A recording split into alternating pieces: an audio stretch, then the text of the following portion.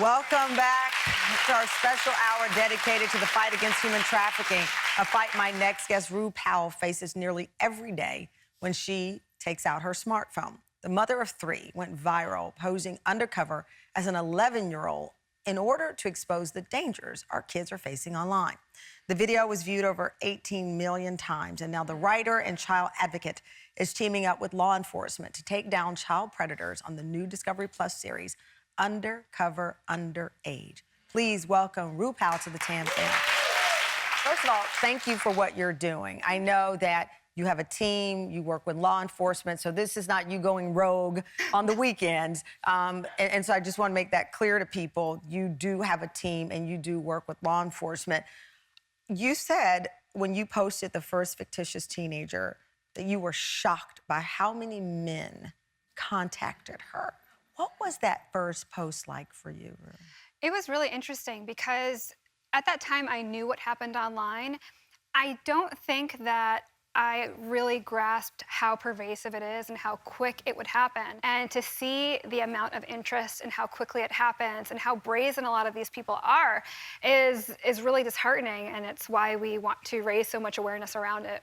Talk to me about the influence of social media in all of this. I mean, we are re-examining social media from top to bottom in every aspect as it relates to human trafficking. What is the thing that strikes you most about how social media plays a part? Our parents were only worried about the people that were in close proximity to us, walking home from school. But now, with the advent of technology, really there are new avenues to contact a child and harm a child. And so it's really interesting to see how social media plays into that. People have this idea that maybe it's just the really isolated kids or the kids that get in trouble, but it's not about being a good kid or a smart kid. Mm-hmm. It's simply about being a kid on the internet. Right, and that's the thing, people, there are many stories rattling through my brain right now, but I know of one where kids were on a group and someone had infiltrated. They thought it was another kid, and it was a man. Right. And he started to say to them, okay, somebody take a topless picture, and they all participated. Right. Thinking that it was someone in their group chat because they know how to infiltrate and get in. These adults are very seasoned and they're really manipulative and they know what they're doing. Yeah. And that's why I think the onus is on us to protect our kids and also be there for them if something like this happens. I recently learned that even in some police departments, because parents will naturally go in and say, my child posted this photo and now I'm worried of who they gave to, that they have files of pictures of young kids that they've shared online in the event that someone tries to use them for child pornography. Like, it's just so prolific. Also, CSAM, child sex abuse material, what we've always known as child porn, is a lucrative business. It's profitable. So a lot of times it's not about just getting their hands on a kid. Sometimes it's about collecting imagery. Those images, right. Even if it's just for extortion. If it's just saying, I need you to send more photos or else I'm going to send them these photos to your coach or to your school, or your parents need to wire money to this account. Otherwise, we're going to start sending these pictures to everyone that you go to school with. You're going to lose your scholarship. There are all these things that kids are up against, and if parents and caregivers have never heard of this even happening, then kids often feel isolated and they don't know what to do and they don't know where to go. You encountered a former police officer who thought he was talking to a high school sophomore and was willing to drive 800 miles through the night to marry her.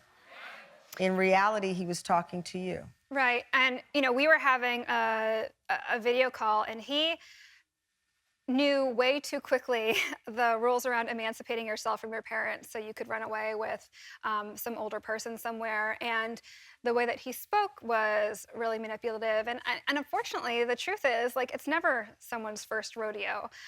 He had previously been caught for doing something like this with a 14-year-old or an undercover as a 14-year-old.